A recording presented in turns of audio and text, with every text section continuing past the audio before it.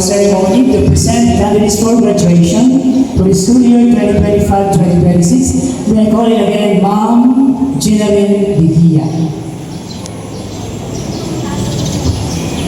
To our dynamic schools division superintendent of the Division of Lawrence Samar, Dr. Daudit Al-Hibi Jr., to our distinguished guest of honor for this event, Mayor Dayan Rosales, to the teaching and non-teaching personnel, their parents, guests, as the school principal of Catorman Spence Center, I have the honor to present to you 42 boys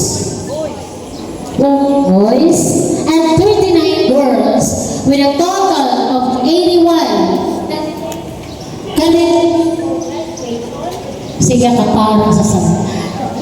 candidates for graduation for this school year 2025-2020.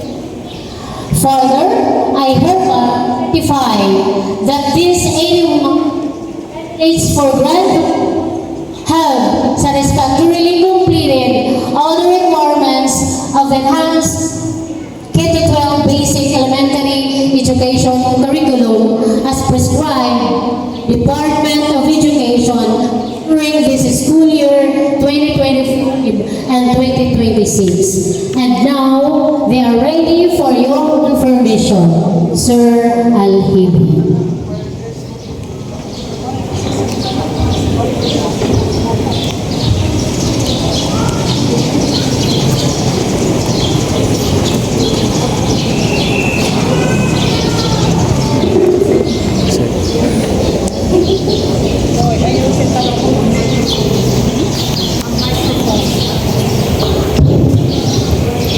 Sa bisa ng kapangyarihan na ipinagkaloob sa akin ng kagalagalan na Sani Ongara, kalihim ng Department of Education, ipinaabot ko ang formal na pagkilala sa mga mag-aaral ng Catorman Spence Center na matagumpay na nakatupad sa lahat ng mga akademikong kinakailangan at karapat-dapat na kilalanin bilang mga nagtapos sa elementarya para sa taong panuruan 2025-2026 at sa pamamagitan ng rekomendasyon at sertifikasyon ng iyong punong guro. Aking pinagtitibay ang iyong ganap na pagtatapos ngayong 2025-2026. Congratulations!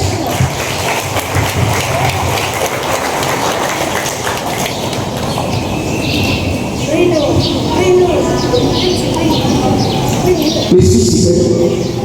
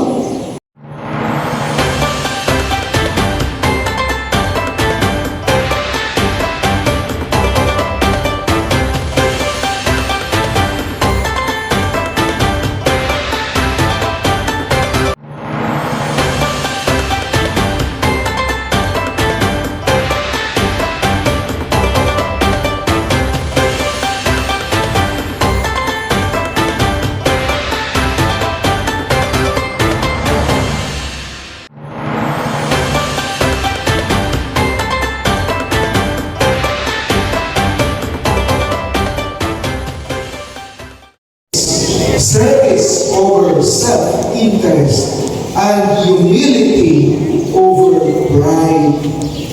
Kaya nalilipay ako, no? Kasi mga kaganak, no, I just want to inform you that SPED Center of Katarman appreciation sa aton mga honor students. Pwede ba palakpakan din natin sila? Our national hero, Jose Rizal, once demonstrated that the true greatness comes not only from brilliance of mind, but also from purity of intention and courage of conviction. His life reminds us that leadership grounded in values can inspire a nation. As you journey forward, remember that your success is not only measured by the title or the achievement, the medals, but by the impact you made in the lives of others. Pwede ba palakpakan natin ang mga teachers ng Katarman School Center?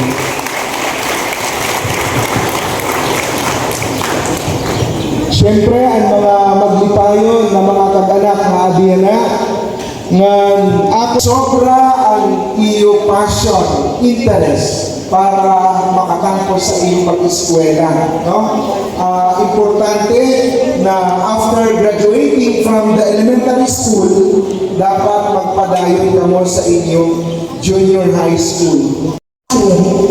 Grounded yet visionary, a servant leader who steps forward not for recognition but for responsibility. Ladies and gentlemen, we are proud to present to you an alumna